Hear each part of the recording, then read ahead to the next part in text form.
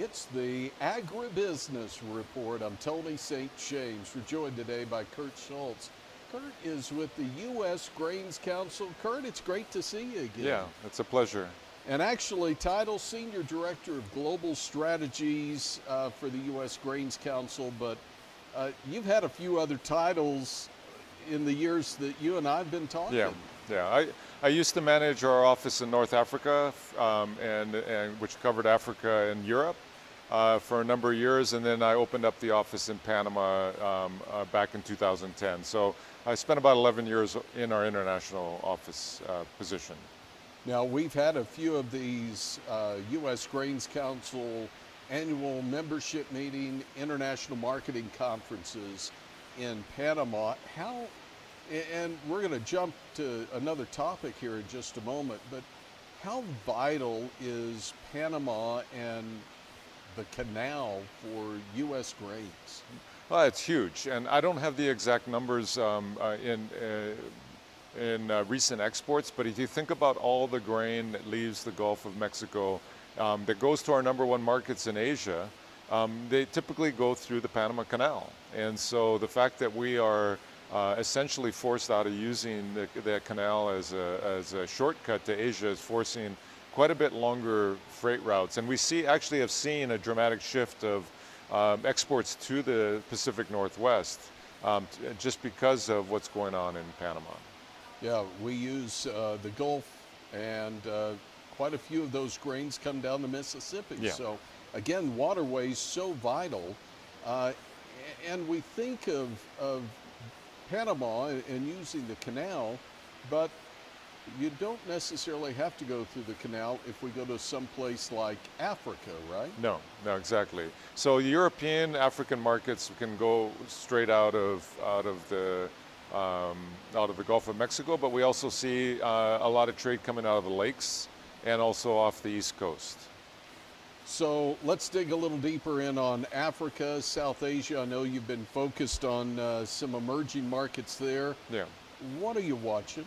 Well, I think one thing that's unique about the Grains Council is that we're tasked by our members, who are corn producing, barley, sorghum producing members, to go where the market doesn't work.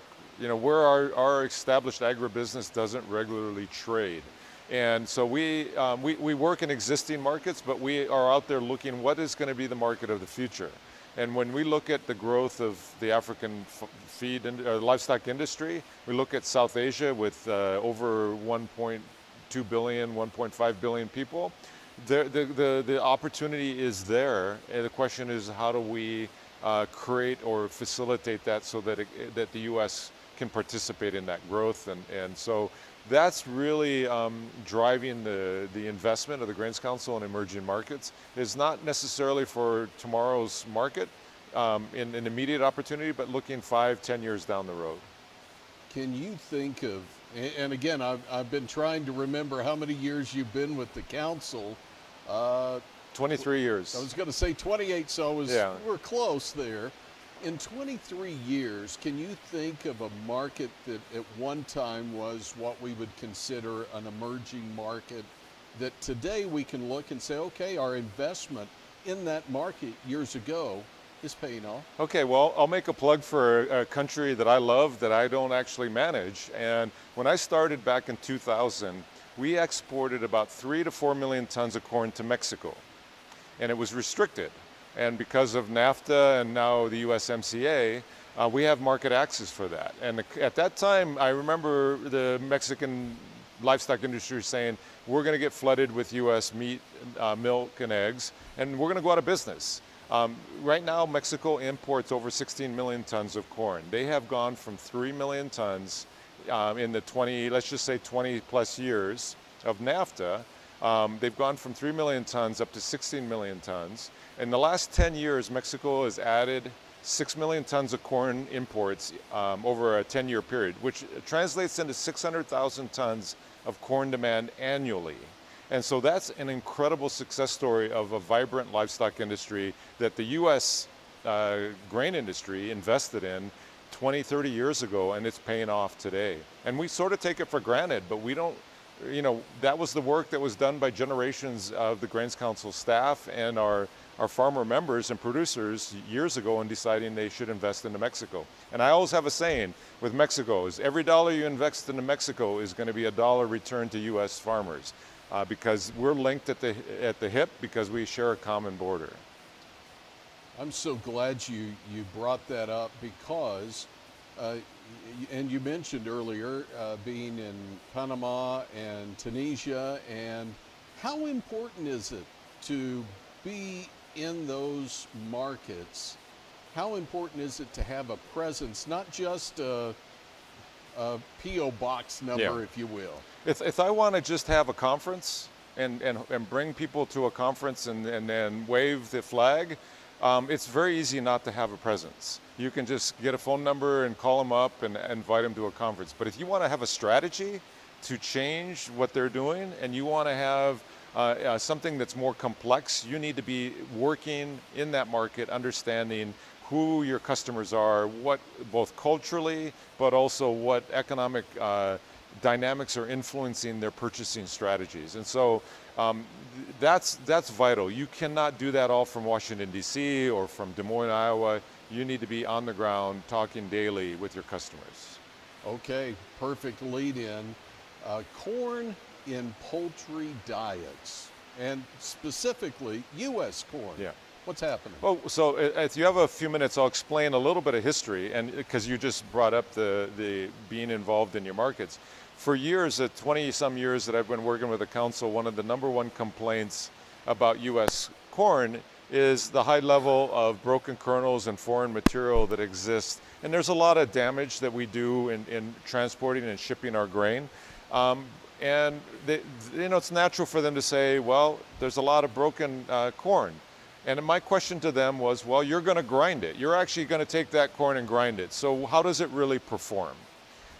You're making poultry feeds. Is there a problem with the poultry feeds? And they didn't really have a good answer, and I didn't have a good answer. And it's something that I had struggled with. And so when I came back to Washington, D.C., I understood after 11 years of going around talking to people about this, that I needed to find a way to drill down and answer that question. So we actually went to the warehouses of our customers in the international market, got grain, U.S. corn that had been shipped to a country like Colombia, got Argentinian corn out of the same warehouse, got Brazilian corn, and shipped it back. So it's at the end of the export channel, as damaged as it could be, as old. Sometimes U.S., we keep our corn a lot longer than our competitors. We brought it back to the United States, 5 tons of each.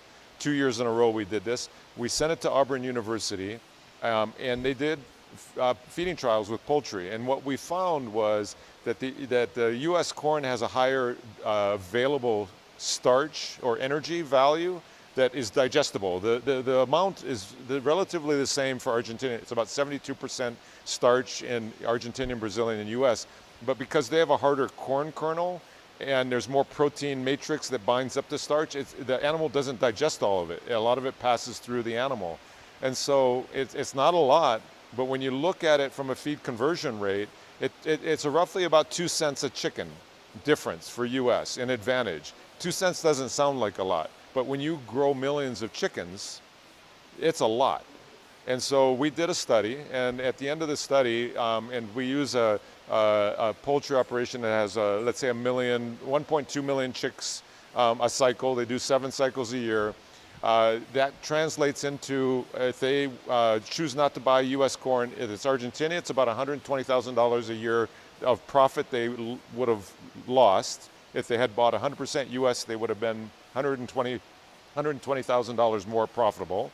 And in Brazilian, it would have been $160,000 more profitable. So really what it showed was that the animals grew faster, and you look at an individual animal, it's microscopic, but when you look at it across an industry, which is a very competitive industry, it shows that despite all the disadvantages of handling and the broken kernels in U.S. corn, it's a better performing animal feed, and that's ultimately what you're doing. You're producing chickens, you're not producing corn when you're a poultry producer. So what that allows me now to do is to go to large poultry operations internationally and show them what they could actually make by just simply switching the origin of their grain. That's amazing. And really, it involves no additional work by producers. In other words, that research that you did is already paying dividends. But I just wonder, this is obviously a positive there. Do you hear some things that buyers in other countries would want American, U.S. producers to know? And maybe it's, hey, we love it, or we'd like to see more of this or more of that.